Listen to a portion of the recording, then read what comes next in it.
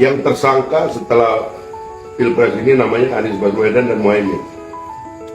Apa sebaliknya nanti Pak, kalau Anies menang? Nggak ada, belum pernah diperiksa.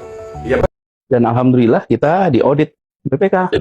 Diaudit ini kan peristiwa pembayaran 2019. Tahun 2020 diaudit, 2021 diaudit, 2022 diaudit. Coba bayangkan, hal yang sama diaudit 3 kali berturut-turut, Pak. Oke. Jadi alhamdulillah itu semua hasilnya menunjukkan tidak ada masalah. Jadi ketika sekarang sedang ada, kami sedang diramaikan, dibicarakan. Kami mempercayai bahwa KPK akan menjalankan tugas dengan profesional, dan apa yang kita kerjakan kemarin, alhamdulillah Bang, formula itu. Prediksinya Bang, perputaran perekonomian itu di dalam feasibility studies yang dibuat itu menghasilkan perputaran ekonomi 1,2 triliun perputarannya. Ketika sudah dilaksanakan, ternyata angkanya 2,6 triliun. Jadi 2 kali lipat lebih dari prediksi semula. Kemudian kita tahu secara pelaksanaan juga alhamdulillah pelaksanaan itu berjalan dengan baik, sukses. Hari ini saya bisa bilang itu sukses, memang betul takaran-takaran objektifnya menyatakan itu sukses. Dan bisa dibilang dari semua event Formula E ini yang paling besar penontonnya, paling besar jangkauannya. Jadi kami bersyukur nama Jakarta, nama Indonesia lewat event Formula ini menjadi bagian dari orbit dunia. Itu promosi tersendiri untuk kita. Dan yang tidak kalah penting ini Bang, kenapa sih kita selenggarakannya E? Karena masa depan itu adalah masa depan lingkungan hidup. Karena itulah kenapa kita pilih balapan yang bebas emisi. Supaya membangun kesadaran tentang lingkungan hidup. Kami ini bis-bisnya lagi diproses konversi Bang, menjadi bis listrik. Dan kendaraan instruksi Presiden udah jelas. Instruksi Presiden mengarahkan kita untuk mengadopsi pendekatan-pendekatan ramah lingkungan. Jadi Formula E ini adalah sebuah program lewat APBD yang disepakati bersama dengan DPRD, lalu dijalankan dengan mengikuti semua ketentuan yang ada. Ya, nanti kita yakin bahwa semuanya itu akan bisa terlihat ketika profesionalitas, objektivitas itu dan ketentuan di nomor 1.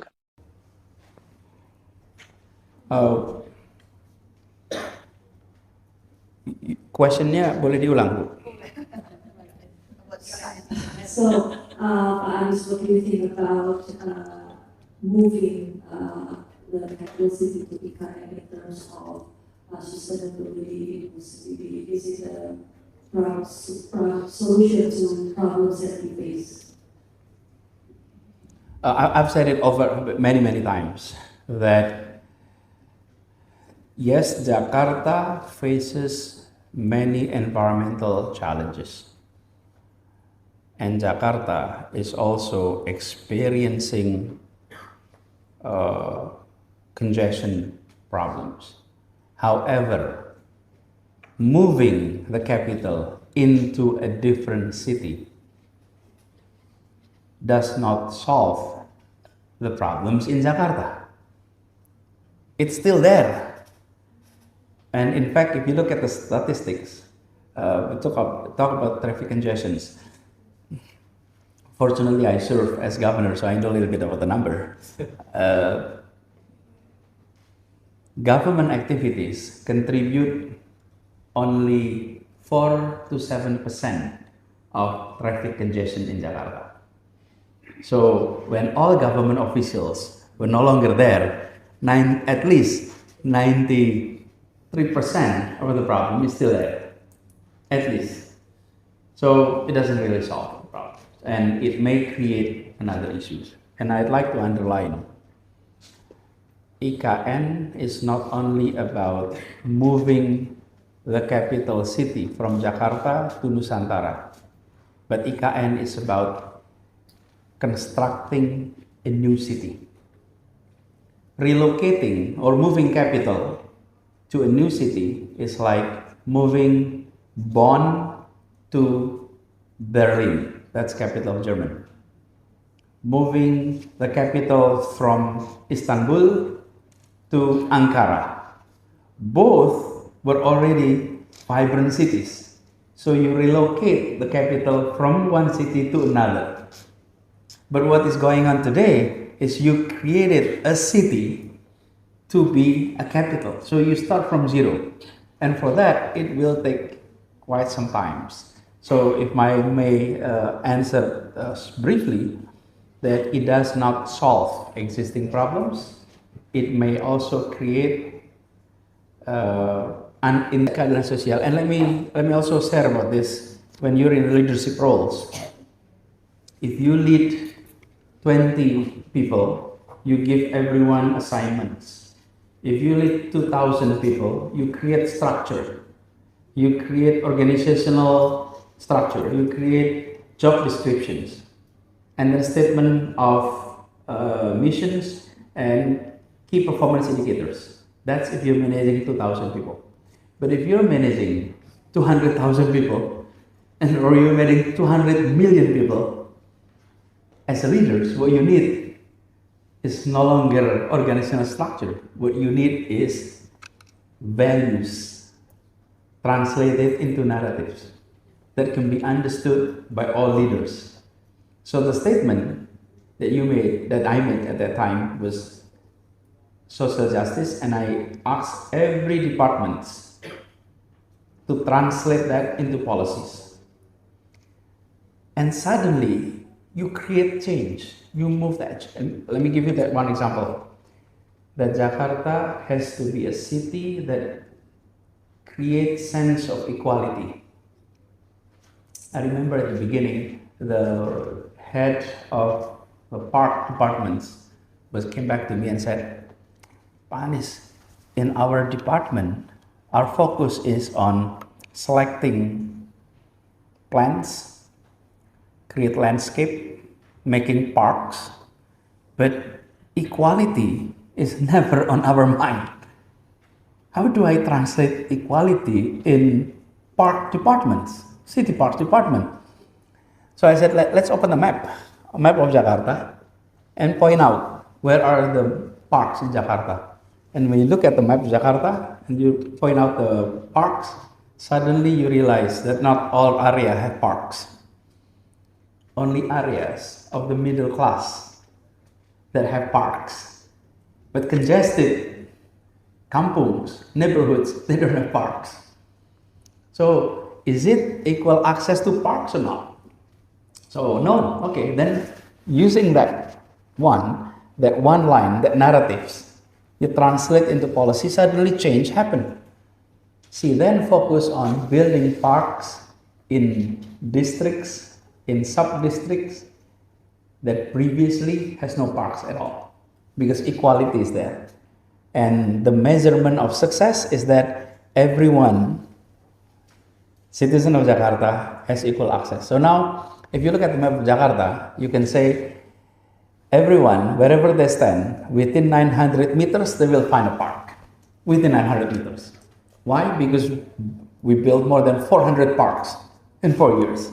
And suddenly everyone has access to parks. And also you shifted the meaning, the meaning of parks. Bahasa Indonesia, in Bahasa Indonesia, it's called taman. In English, you have two words for taman. Garden and park, right? Our park, our taman is garden. Everywhere is garden. How do you know it's garden? Because there is a sign. Do not step on the grass.